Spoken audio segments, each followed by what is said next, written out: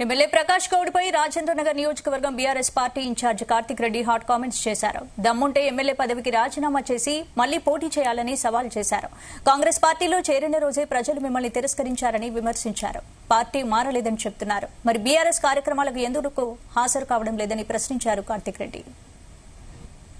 రాజేందర్ ముఖ్యంగా నియోజకవర్గం సంబంధించిన ఎమ్మెల్యే గారు గత 10 సంవత్సరాలు కేసీఆర్ గారి నాయకత్వంలో పనిచేసి ఈ ప్రాంతానికి కేసీఆర్ గారి నాయకత్వం ముఖ్యంగా కేటీఆర్ గారి నాయకత్వంలో ఎంత అభివృద్ధి చేయించుకోవాలో చేయించుకొని ఇప్పుడు కాంగ్రెస్ పార్టీలోకి పోయిన తర్వాత అదే వేదిక మీద ముఖ్యమంత్రి గారు అసలు ఈ ప్రాంతానికి ఎటువంటి అభివృద్ధి చేయలేదు కేసీఆర్, బీఆర్ఎస్ పార్టీ వల్ల ఈ ప్రాంతానికి జిల్లాకి నష్టమవుతుందా చెప్పినా కూడా ప్రకాష్ గౌడ్ గారు ఇంత కూడా చలనం లేకుండా కూర్చున్నారు. చూడండి, అది ముమ్మాటికి ప్రజలు, ఈ ప్రాంత ప్రజలు గుర్తిస్తున్నారని చెప్తున్నాను.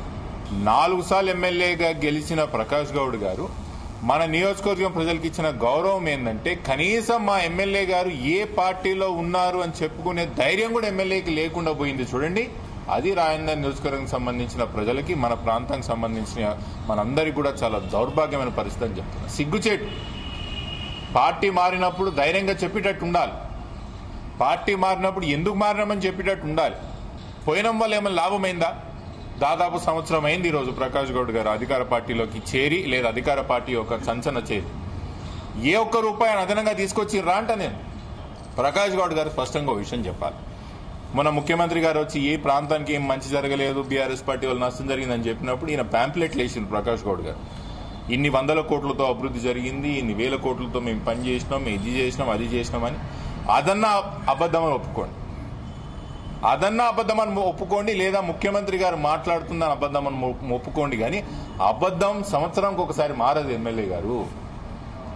2023లో ఒక విషయం నిజమైతే 2024లో కూడా అదే విషయం నిజం అవుతుంది, లేదా 24లో నిజమైతే 23లో అబద్ధం అవుతుంది. రెండిట్లో ఏదో ఒక విషయం ఏదో ఒకటి దాన్ని తేల్చండి, లేదా బాజాప్తగా నా అవసరాలకు నేను పార్టీ మారినని చెప్పే ఒక ప్రయత్నం చేయండి.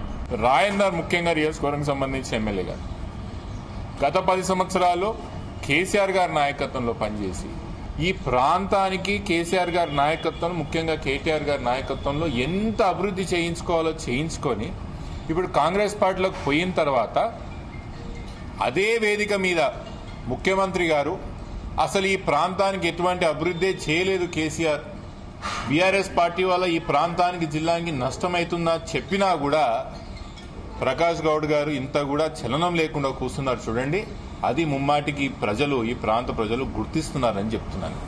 4 సార్లు ఎమ్మెల్యేగా గెలిచిన ప్రకాష్ గౌడ్ గారు మన నియోజకవర్గం ప్రజలకు ఇచ్చిన గౌరవం ఏంటంటే కనీసం